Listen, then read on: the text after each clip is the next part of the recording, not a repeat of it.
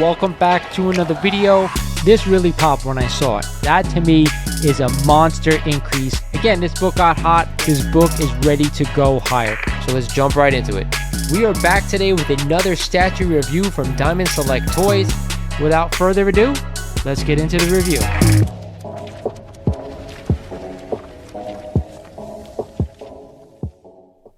What is shaking, YouTube? This is Lawrence over at Mighty Comics and Collectibles, and thank you for joining me for another video here on the channel. Today, of course, is our favorite day of the week. It's the Hot 10 Comics of the Week breakdown. If you aren't familiar with this one, I take the 10 hottest comics according to the Key Collector app, and I break them down for you guys, letting you know which I'd be buying, and of course, which I'd be staying away from. Before we get started in the video, like always, I want to remind you guys, if you're not a current sub of the channel, hit that sub button for me. Smash the like button because it helps the algorithm out, and that's what we want. We want this channel to grow. And of course, if you're interested in merch, like always, I got you covered. With that said, let's get into this week's breakdown. Starting off the list at number 10 this week is a copy of Uncanny XMen number 139 and the debut of the new brown and tan Wolverine costume.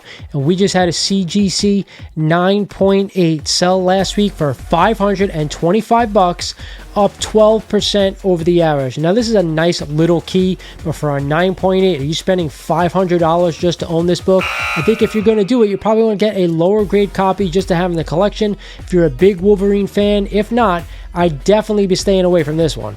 Coming in at the 9th spot is a copy of Uncanny XMen number 94 and the first appearance of the new X-Men team in the ongoing series. This is also the second overall appearance of the new X-Men team. And we just had a CGC 7.5 just sell last week for $740, up 2% over the average. Then we had a CGC 5.5 sale of $477, up 2% over the average. Now I'm going to ask you guys this. Do you want to own this book, or would you rather own Giant Size X-Men 1? For me, for the money this book is going for, I'd rather just buy Giant Size X-Men 1 and their first full appearance. To me, I know it's a great key, but I don't want to spend the amount of money it's going for just to own it. I want to take that money and put it towards Giant Size X-Men 1. That's always the better buy. Here's a book we haven't seen on the list in a while. At number 8 is a copy of Amazing Spider-Man number 28 and the first appearance of the Molten Man, and a CGC 7.5 just sold last week for $815, up 7% over the average. Then we also had a CGC 5.5 sale of $350, up 13% over the average. What am I going to tell you guys? You guys know I love ASM keys, but I don't want to spend high dollar amounts on only minor first appearances. To me, that doesn't make a lot of sense. I just want to own the book as I am an Amazing Spider-Man fan, but I don't want to cough up the big money on a small character. If I'm going to spend that kind of money, I'd rather own the first appearance of Doc Ock, Vulture, so on and so forth. So for me, this one's a no-go. Moving up from the 10th spot at number 7 this week is a copy of Amazing Spider-Man number 50, the trifecta, the first appearance of the Kingpin, classic storyline Spider-Man No More, and iconic cover by the great John Romita Sr. And we just had a CGC 6.5 sell last week for $1,460, but only up 1% over the average. Then we had a CGC 6.0 sale of $1,235, up only 5% over the average. You guys know how I feel about this book. I absolutely freaking love it. It is a must-own, but like I always say, it's really not an investment book, just an awesome trifecta book that I want in my collection. Classic covers, Amazing Spider-Man books. If I don't have to pay up for them, I'm always a buyer. This one's a little expensive, but because it is such a classic book, I'm always willing to spend the money. At number 6 this week is a copy of Iron Fist number 14 and the first appearance of Sabretooth, a mutant who becomes the primary nemesis of Wolverine. And we just had a CGC 9.8 sell for a whopping $4,950, up 5% over the average. Then we had a CGC 9.0 sale for only $565, up 2% over the average. If you went way back in some of my videos, I told you this book is one of the books that I'm definitely willing to buy from the Bronze Age. One of my favorite Gil Kane covers as well. Do I want to spend almost $5 grand on a 9.8? Hell no. But for $565 to get a 9.0, I think that's a hell of a deal. You know, there's rumors out there that we're going to see if Liev Schreiber back in Deadpool 3. There's also another Sabretooth from the earlier Fox films also going to be appearing in that movie. That doesn't make me want to buy the book, but I do love this one because it's still undervalued in certain grades. At the 5 spot and back on the list is a copy of Batman Adventures number 12 and the first appearance of Harley Quinn in a standard comic. Now we know why this book is on this list. Lady Gaga is going to be taking on the role in the Joker Part 2 film. And we just had a CGC 9.6 sell last week for a cool $1,000, up 4% over the average. Now you know, if I want to buy this book, I only want to own it at 9.8, but to me, I'm not really interested in the character, although a lot of people out there really love Harley Quinn. To me, if you want to own this book, it's got to be in a 9.8 or bust. Other than that, I don't want to spend the money. Coming in at number 4 is some more Spider-Man goodness in a book we just talked about in my prior video. It is a copy of Amazing Spider-Man number 121 and the classic story of the death of Gwen Stacy. Rest in peace.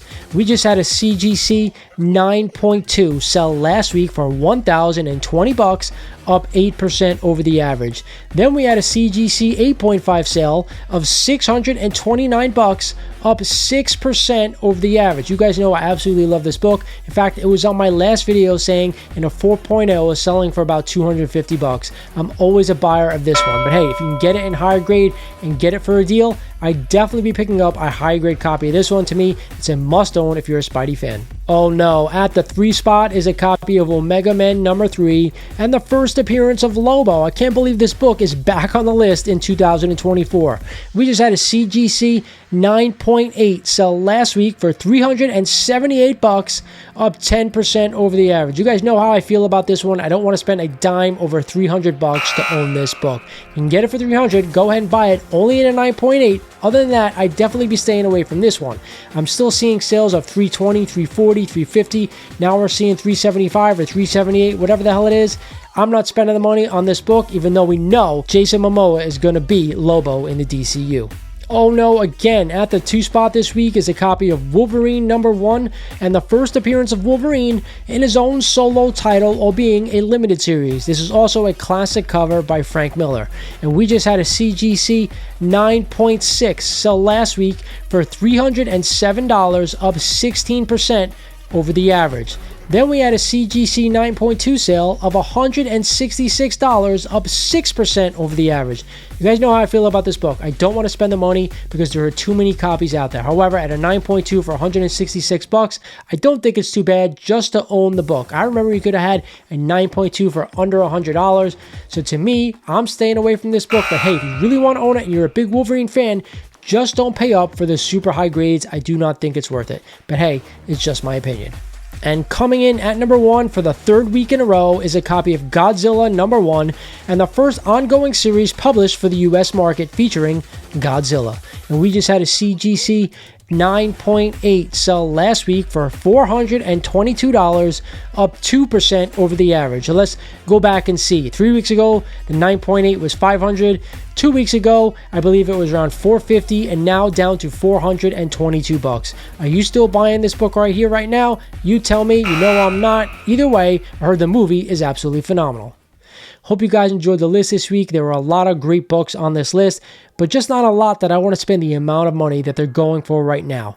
It is now time for my best buy of the week, and anytime I see this book on here, I'm really tempted to choose it. Of course, it is a copy of Amazing Spider-Man number 121 and the death of Gwen Stacy. Now, some people may say, hey, X-Men 94 is a great book, more valuable book, but for me, I'm going with the Spidey book. They're both Bronze Age keys, but to each his own. Hope you guys enjoyed the video. This is Lawrence over at Mighty Comics Collectibles saying thank you for watching, and I'll talk to you guys soon.